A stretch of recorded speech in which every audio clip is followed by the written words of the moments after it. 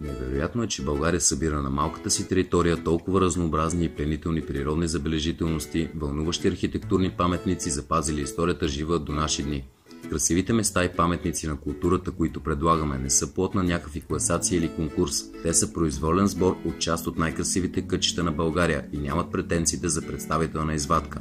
Смятаме, че ние самите още не познаваме съвсем добре голяма част от националното си богатство, което със сигурност би трябвало да е обект на гордост за българите и причина за повишаване поне малко ниското самочувствие като нация.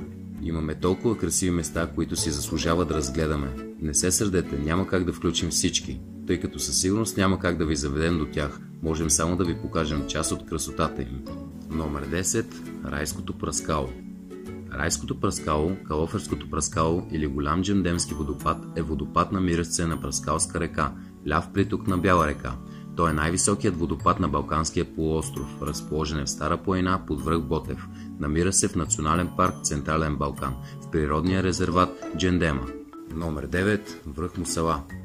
Мусала е най-високият връх в България и на целия Балкански полуостров с височина 2925 метра, измерено от равнището на пристанище Варна. Мусала се намира в Рила планина, недалеч от известния курорт Боровец и на около 80 км от София. През лятото се посещава от много туристи от целия свят, но най-много от планинари от България и съседни страни. На върха е изградена метеорологична станция на Националния институт по метеорология и хидрология към БАН. Номер 8. Шипка. Шипка е връх Стара планина с надморска височина 1326 метра, разположен на изток от Шипченския проход. До 1951 година върхът носи името си Свети Никола, а до 1977 връх Столетов. Върхът символизира героизма и саможертвените усилия за освобождаване на България от османско робство.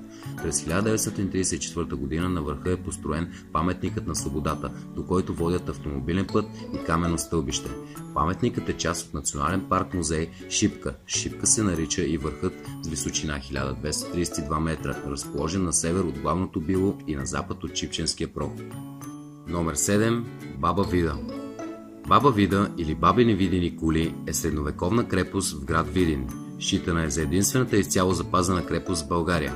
Името Баба Вида, с което е известна днес, произхожда от народна легенда. Крепостта е служила за защита на местния владетел и на целия град Видин през почти цялото средновековие. Тя е основна туристическа забележителност на града и е сред 100 национални туристически обекта. Баба Вида е разположена на големия завой на река Дунав при град Видин. Тя е силно разширена и укрепена по времето на цар Иван Срацимир. Голяма част от сградите, построени по това време, са останали неразрушени. Номер 6. Белоградчишки скали. Белоградчишките скали са скални фигури, високи до 200 метра, разположени в западния предбалкан, близо до град Белоградчик. Те образуват ивица с дължина 30 км и ширина до 3 км. Включени са в списъка на 100 национални туристически обекта. Белоградчишките скали се състоят от 3 скални групи. Обявени са за природна забележителност през 1949 година.